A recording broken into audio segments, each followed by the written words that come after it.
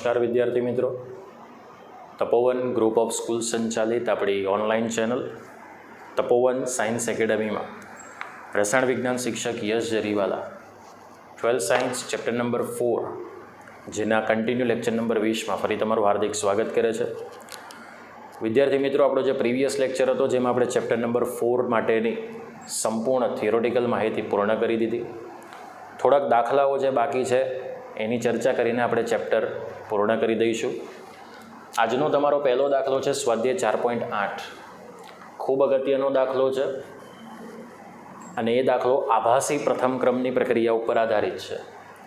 એમ એવું કહ્યું છે કે પાણીમાં આભાસી પ્રથમ ક્રમની પ્રક્રિયા માટે તમને આ પ્રાયોગિક પરિણામો મળે છે, જેમાં તમને t0 સેકન્ડથી શરૂઆત કરીને 90 સેકન્ડ સુધીનો સમયગાળો આપ્યો છે, જેમાં તમને પ્રક્રિયક એની સાંદ્રતા મોલ ઇન્ટુ લિટર ઇન્વર્સમાં આપી છે, જે 0 સેકન્ડથી 90 સેકન્ડ સુધી તમે જાઓ છો તો ધીમે ધીમે ઘટતી જાય છે.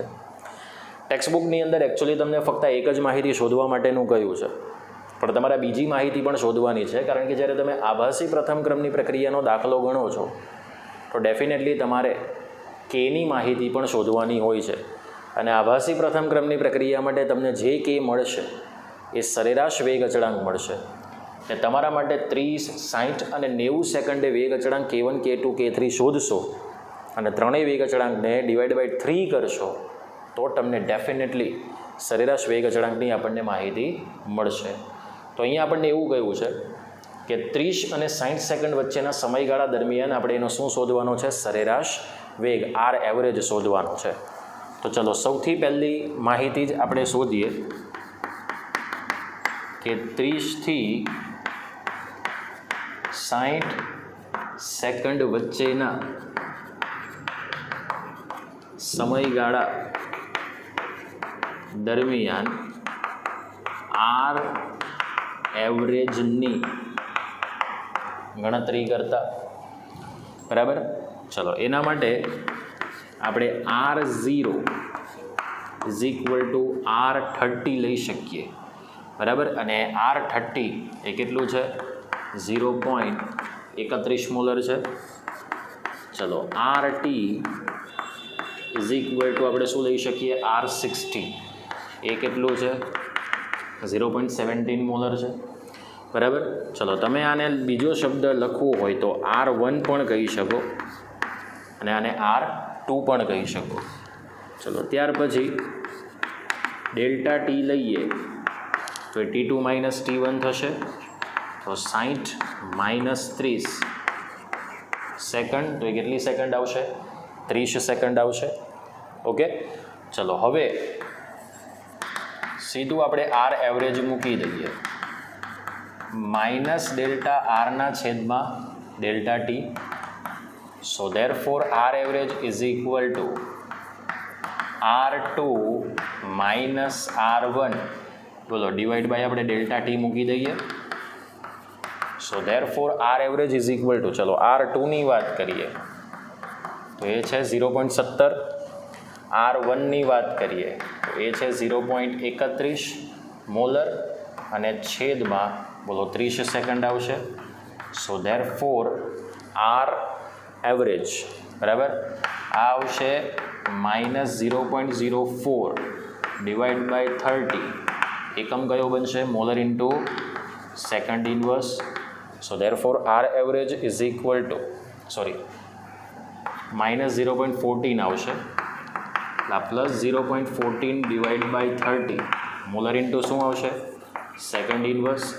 So therefore R average is equal to 0.004677 molar into second inverse.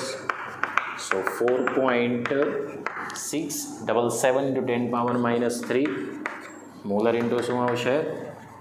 Second inverse. તો આ છે 30થી 60 સેકન્ડ વચ્ચેના સરેરાશ વેગની ગણતરી. સો આપણે જે પહેલી માહિતી ટેક્સ્ટબુક પ્રમાણે જે શોધવાની હતી એ આપણને મળી ગઈ. સો આટલી વસ્તુ તમે લખી દો વિડીયો પોઝ કરીને. હવે આપણી પાસે જે વિદ્યાર્થી મિત્રો આગળની માહિતી છે એ છે કે આ પ્રક્રિયા માટે આપણે વેગ અચળાંકની ગણતરી કરવાની છે. તો તમારે K1, K2 અને K3 એમ 3 શોધવા પડશે ને પછી 3ને 3 પરિણામ વડે ભાંગી નાખશો એટલે આપણને સરેરાશ વેગ અચળાંક પ્રાપ્ત થશે. આવું ક્યારે જોવા મળે?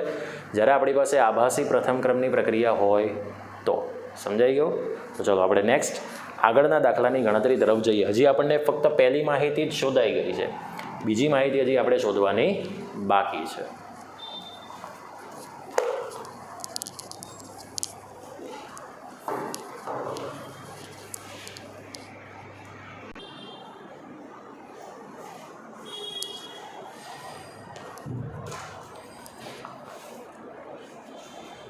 હવે આપણે આગળની ગણતરી તરફ જઈએ. સેકન્ડ ગણતરી. આ આભાસી પ્રથમ ક્રમની પ્રક્રિયા માટે સરેરાશ વેગ અચળાંકની ગણતરી કરતા, પણ પહેલાં આપણે K1ની ગણતરી કરીશું, જે સમીકરણ પ્રથમ ક્રમની પ્રક્રિયાને જ અનુસરશે. log 2.303 divide by T1 log R0 છેદમાં RT.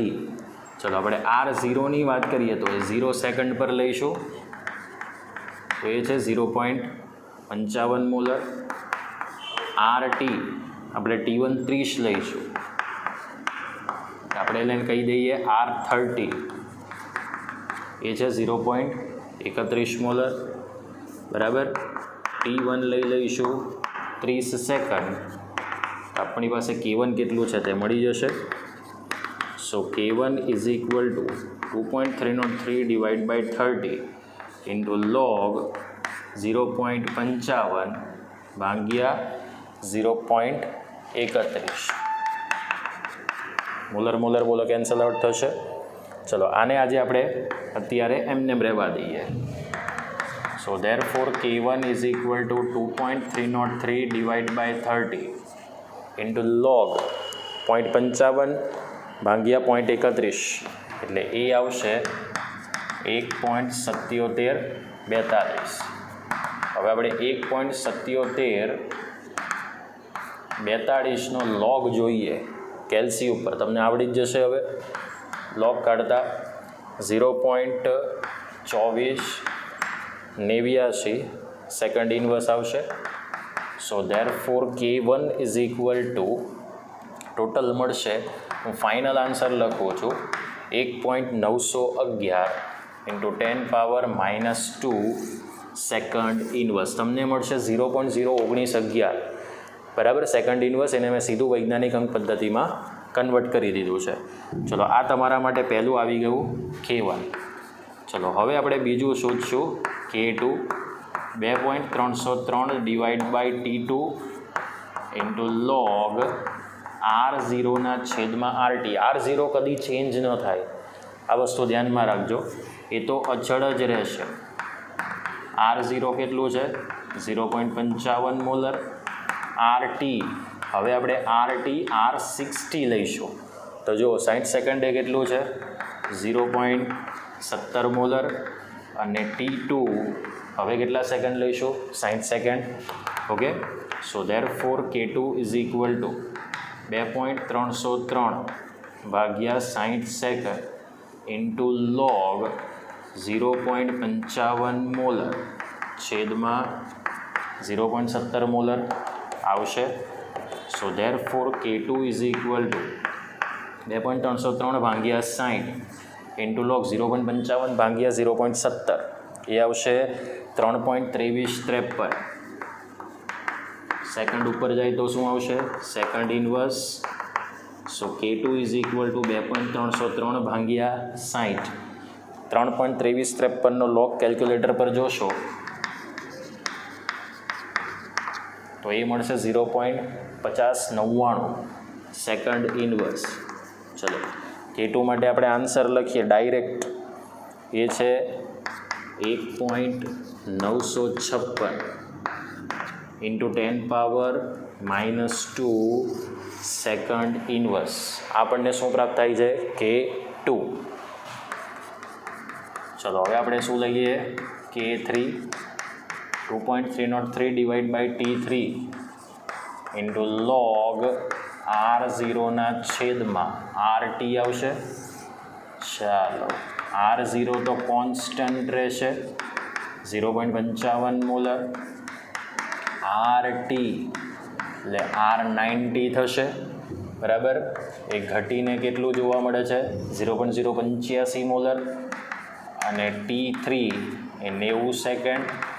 સો આપણે K3ને શોધી શકીએ.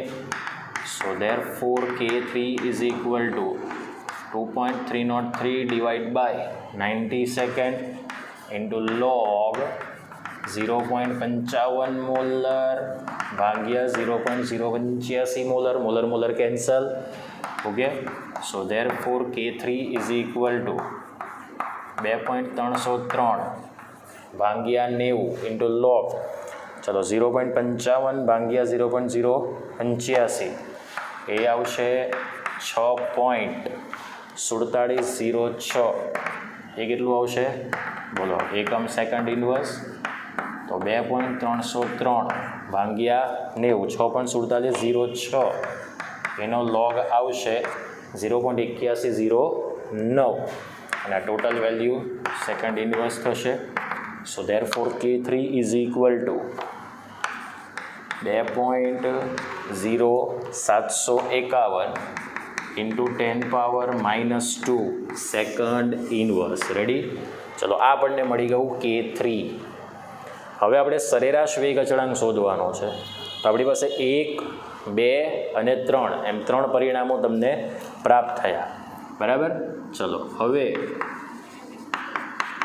કે એવરેજ કરી દઈએ. તો કે એવરેજ એટલે શું કહેવાય વિદ્યાર્થી મિત્રો? K1 + K2 + K3 divide by શું આવશે 3 આવશે. સો therefore કે એવરેજ દરેક માટે કોમન શું નીકળે છે 10⁻⁻2 કોમન નીકળે છે. આપણે એને કોમન કાઢી લઈશું. ચલો પહેલું જે K1 છે એ K1ની વેલ્યુ આવી હતી 1.911.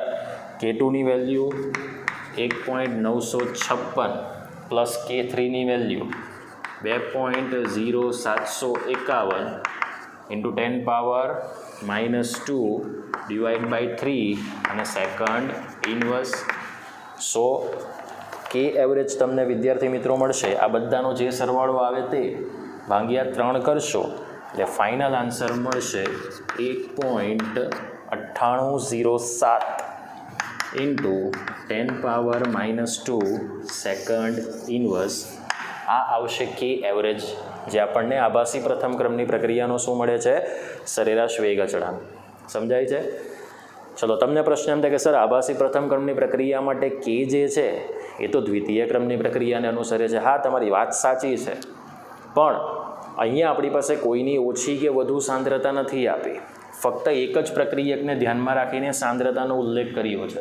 એટલે પ્રથમ ક્રમની પ્રક્રિયા માટે જે કેનો એકમ આવશે એ જ અહીંયા સરેરાશ વેગ અચળાંક લો કે આ 3 પ્રયોગના પરિણામના વેગ અચળાંક લો, ત્રણેયનો એકમ એક જ સરખો આપણને જોવા મળશે. સમજાઈ ગયું? તો ખૂબ અગત્યનો દાખલો છે અને એ છે સ્વાધ્યાય 4.8માં નંબરનો દાખલો.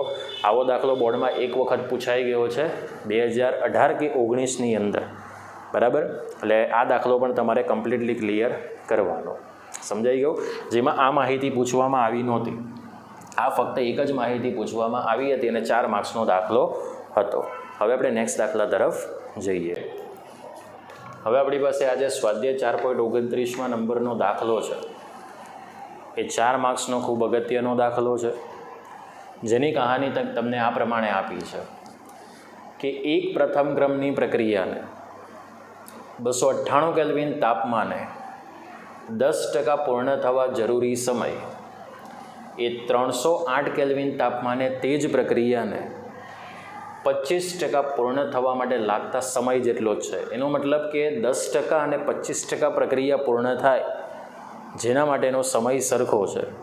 એટલે બંને માટે સમય આપણે T લઈ લઈએ. એટલે આને T1 અને T2 કહીએ તો T1 = T2 = T લઈ લઈશું. પછી આપણે પ્રથમ ક્રમની પ્રક્રિયાના વેગ અચળાંકનું આ સૂત્ર એપ્લાઇડ કરીશું. K = 2.303 divide by T log A / A - x આપણે એ મોલર ધારી લઈશું 1 મોલર, જે આપણે અગાઉ પણ દાખલાઓમાં કર્યું છે. હવે જો આર્હેનિયસ અચળાંક એનું મૂલ્ય 4 × 10⁻10 સેકન્ડ ઇન્વર્સ હોય તો 318 કેલ્વિન તાપમાને આપણે કે અને ઈએ શોધવાના છે. કોઈ પણ તાપમાન લઈ લઈએ, ઈએની કિંમત કદી બદલાતી નથી, એ આપણને ખબર છે. ઓકે, તો ચાલો સૌથી પહેલાં આપણે એ જ કામ કરીશું. તો અહીં આપેલ માહિતી મુજબ T1 = T2 = શું આવશે? T આવશે. બરાબર. ચલો પહેલું 25% પ્રક્રિયા પૂર્ણ થાય ત્યારનો સમય ગણતા. ઓકે, સો K = 2.303 / T1 into log A/A-x લખીશું. ચલો અહીંયા આપણી પાસે પહેલાં તો આપણે R0/RT જ લખીશું. હા બેટા,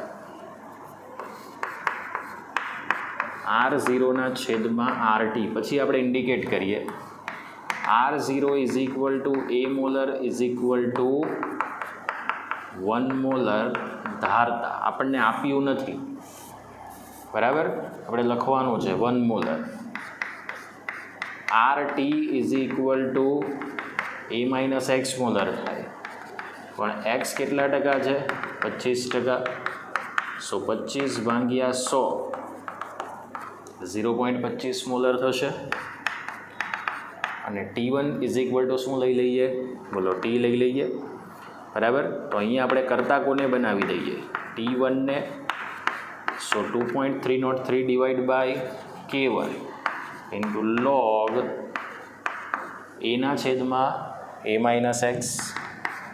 સો therefore T1 = બરાબર, T1 એટલે અહીંયા આપણે T લઈ લઈએ. 2.303 / K1 into log 1/1 - 0.25. T = 2.303 / K1 into log 1/0.75. Sorry, 10% છે. 10%. આપણે અહીંયા 25%ની જગ્યાએ વિદ્યાર્થી મિત્રો શું કરીએ? 10% કરીએ. હા, માય મિસ્ટેક, થોડુંક સુધારી દેજો, કારણ કે પહેલું મેં ધ્યાનમાં લીધું જ નહીં. 10 એટલે અહીંયા આવશે 0.1. એટલે બધી જગ્યાએ તમારે સુધારો કરવાનો છે. 0.1, કારણ કે અહીંયા ગણતરી મેં એ જ પ્રમાણે કરી છે. એકચ્યુઅલી હું સેકન્ડ ગણતરી પણ કરી શકું, અને ઇટ્સ બેટર દેન કે આપણે સ્ટેપ બાય સ્ટેપ જઈએ તો તમને કોઈ કન્ફ્યુઝન ન થાય. 1/1 - 0.1 એટલે 0.9 થશે. બરાબર. ચલો 9/10 થાય. બરાબર ને. સો T = 2.303 / K1 ઇન્ટુ log 10/9 થશે. હું ડાયરેક્ટ લખી દઉં છું. અહીંયા છેદમાં 1/9/10 એટલે ઉપર જાય. બરાબર. એટલે બાકી શું રહેશે?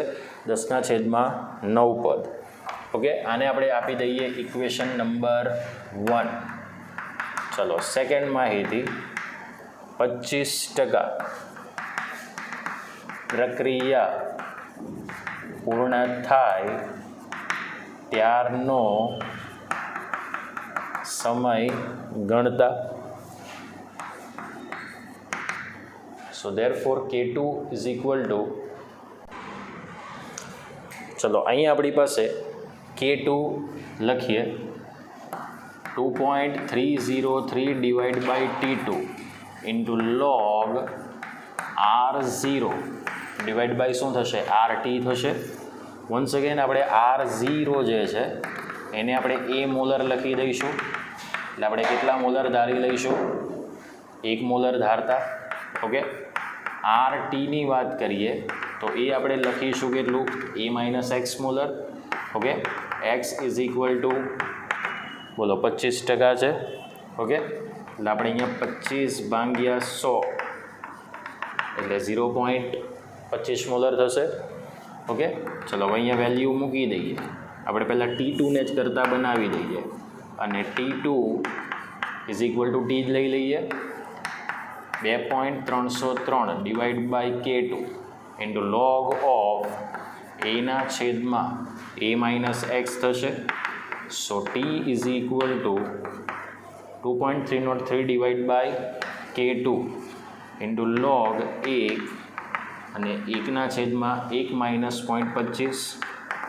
સો T is equal to 2.303 divide by K2 into log 1 છેદમાં 0.75.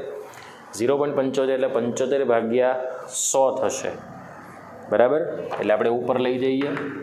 સો T is equal to 2.303 divide by K2 into log 100 છેદમાં 75, 25 ચોક 100 અને 25 તરી 75, બરાબર. So therefore T is equal to 2.303 divide by K2 into log 4/3. આપણે આપી દઈએ ઇક્વેશન નંબર 2. હવે જુઓ, ઇક્વેશન નંબર 1, ઇક્વેશન નંબર 2 બંનેમાં ટી ડાબી બાજુનો ભાગ કોમન છે, બરાબર. એટલે આપણે જમણી બાજુના ભાગને સરખાવી શકીએ અથવા ગુણોત્તર લઈ શકીએ, બરાબર. આપણે સરખાવવો જ પડે. સરખાવશો એટલે આપણે ઓલરેડી જે ગુણોત્તર છે તે આપણને જોવા મળશે. ઓકે, તો ચલો કેવી રીતે આપણે કેલ્ક્યુલેશન કરી શકીએ એ આપણે હવે આગળની કેલ્ક્યુલેશનમાં જોઈશું. અહીંયા સુધી લખવું હોય તો લખી દો. અહીંયા થોડોક સુધારો કરી દેજો. મેં પહેલાં 25% એટલે આ ગણતરી કરી, પણ આપણે સ્ટેપ બાય સ્ટેપ અનુક્રમ પ્રમાણે જઈએ તો પહેલાં 10% પ્રક્રિયાની વાત છે અને ત્યાર પછી 25% પ્રક્રિયાની આપણે વાત કરવાની છે. ફટાફટ લખી દો. હજી દાખલો અધૂરો છે. હવે આની પછીના જે આગળના સ્ટેપ્સ છે એના તરફ આપણે મૂવ થઈશું. હવે આપણી પાસે જે બે સમીકરણ છે એ બંને સમીકરણનો ગુણોત્તર લેતા, તો સમીકરણ 1 અને 2 નો ગુણોત્તર લેતા. ચલો, સમીકરણ નંબર 1 કંઈક આ રીતનું હતું, કારણ કે એમાં ડાબી બાજુ સમાન હતી, બરાબર. ઇક્વેશન નંબર 1 કંઈક આ પ્રમાણેનું હતું, 2.303 ભાગ્યા K1 log 10/9 is equal to 2.303 ભાગ્યા K2 ઇન્ટુ લોગ 4/3. બોલો, આવું કંઈક હતું. આને આપણે આમ લઈ જઈએ, આને છેદમાં લઈ જઈએ, તો 2.303 ભાગ્યા K1 ડિવાઈડ બાય 2.303 ભાગ્યા K2 is equal two log 4/3 છે, એને હું લોગ 4 માઇનસ લોગ 3 કરી દઉં, અને આ લોગ 10/9 છે એને હું લોગ 10 માઇનસ શું કરી દઉં, લોગ 9. ઓકે, ચલો આ કેન્સલ આઉટ થઈ જશે એટલે આપણને શું મળશે, K2/K1. ઓકે, ચલો લોગ 4 એટલે 0.6021, બરાબર. લોગ 3 એટલે 0.4771, લોગ 10 એટલે 1 અને લોગ 9 એટલે 0.9542. હવે 1ને 1.4 વખત 0 એવી રીતે લખી દો. So therefore K2/K1 is equal to, ચલો આની આપણે બાદબાકી કરીશું તો એ મળશે 0.1250 છેદમાં 1માંથી 0.9542 બાદ કરીશું એટલે 0.0458. So therefore K2/K1 is equal to 2.729 આ રીતે મળશે. હવે આપણી પાસે આર્હેનિયસ ઇક્વેશન છે, બરાબર. એ આપણે મૂકી દઈશું. આર્હેનિયસ સમીકરણ પરથી log K2/K1 is equal to EA છેદમાં 2.303 R into 1/T1 minus 1/T2. Ready? ચલો, અહીંયા આપણી પાસે K2/K1 નો ગુણોત્તર આવી ચૂક્યો છે 2.729. So log 2.729 is equal to EA divide by 2.303. R આપણે લઈએ કિલો જૂલમાં, 8.314 ઇન્ટુ 10⁻³ ચલો T1 કેટલું છે 298 એટલે 1/298 થશે, માઇનસ T2 કેટલું છે 308 એટલે 1/308 થશે. ઓકે, ચાલો અહીંયા આપણે ઓલરેડી EA શોધવાનો છે, તો log 2.729 બરાબર એની જે કિંમત આવશે એ આવશે 0.4359 ઇઝ ઇક્વલ ટુ EA 2.303 ગુણ્યા 8.314 ભાગ્યા 1000 કરશો એટલે એ મળશે 0.019 આ બેનો ગુણાકાર એ લસા નીકળશે 308 માઇનસ 298 ભાગ્યા 298 ગુણ્યા 308 થશે. ઓકે, ચલો હવે એ આપણે શોધવાનું છે. સો EA ઇઝ ઇક્વલ ટુ આની સાથે ક્રોસ ગુણાકાર કરો 0.4359 ઇન્ટુ 0.019 ઇન્ટુ 298 ઇન્ટુ 308 અને આ બેની બાદ બાકી બોલો કેટલી આવશે 10 આવશે. So therefore EA is equal to 76.60 આવશે,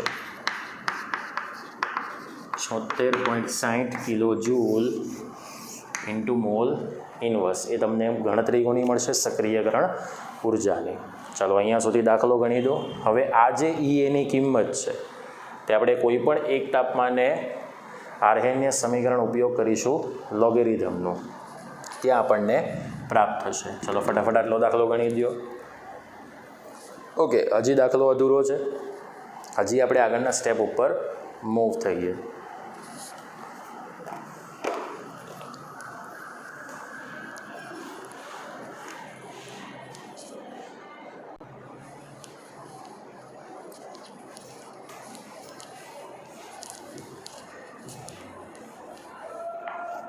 ઓકે, હવે આપણે જે નેક્સ્ટ ગણતરી છે બરાબર એની તરફ જઈએ.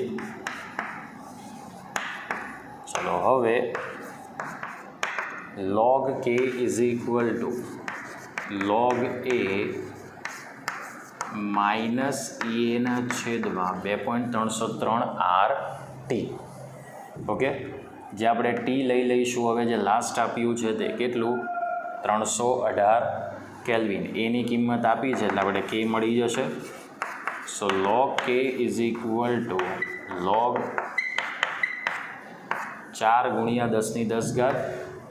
EA અત્યારે આપણે શોધી લીધું, એ કેટલું છે 76.60 ભાગ્યા 2.303 ઇન્ટુ 8.314 ઇન્ટુ 10⁻³ ઇન્ટુ 318.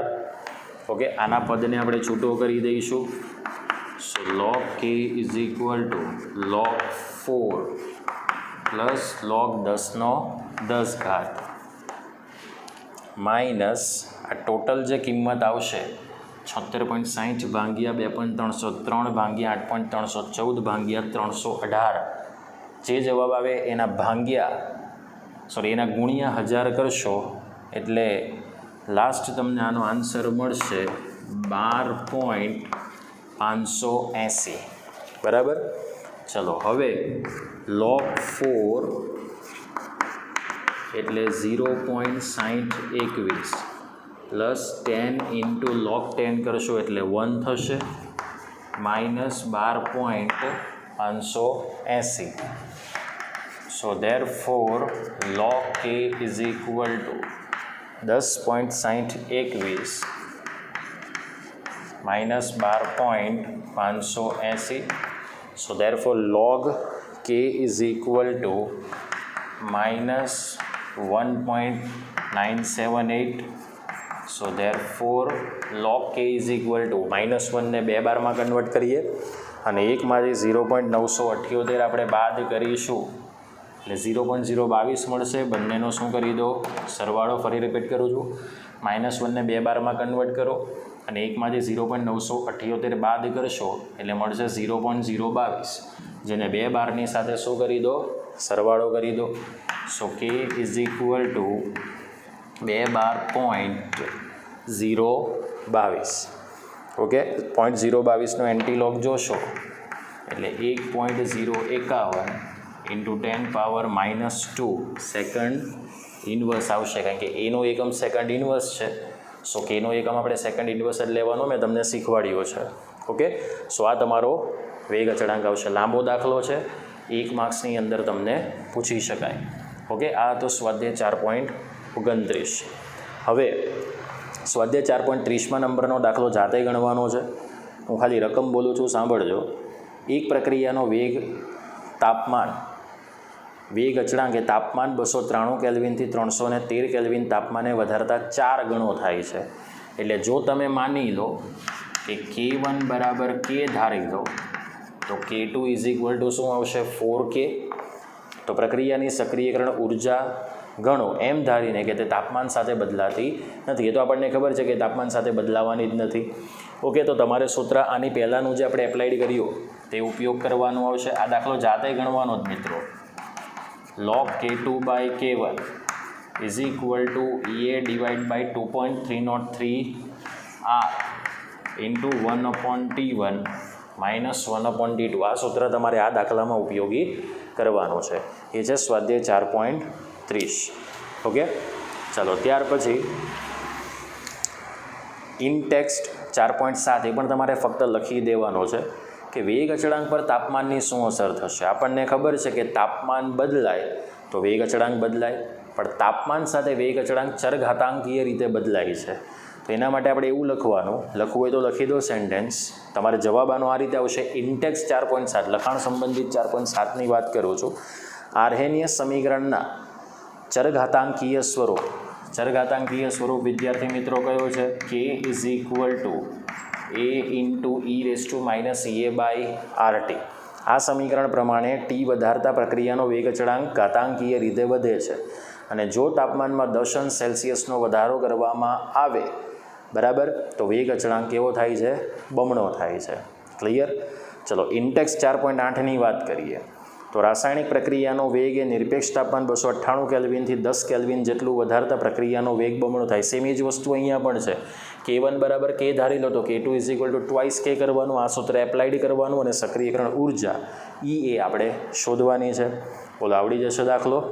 ઓકે, ચલો હવે ઇન ટેક્સ્ટ 4.9 નંબરનો જે દાખલો છે તે હવે આપણે ગણીશું અને ત્યાં આપણું સંપૂર્ણપણે ચેપ્ટર પૂર્ણ થશે. ઓકે, તો જઈએ આપણે ઇન્ટેક્સ 4.9 પર. કયા કયા દાખલા જાતે ગણવાના છે? સ્વાધ્યાય 4.30, ઇન્ટેક્સ 4.7 અને ઇન્ટેક્સ 4.8. ઇન્ટેક્સ 4.9 હું તમને અહીંયા ગણાવું છું. ઓકે,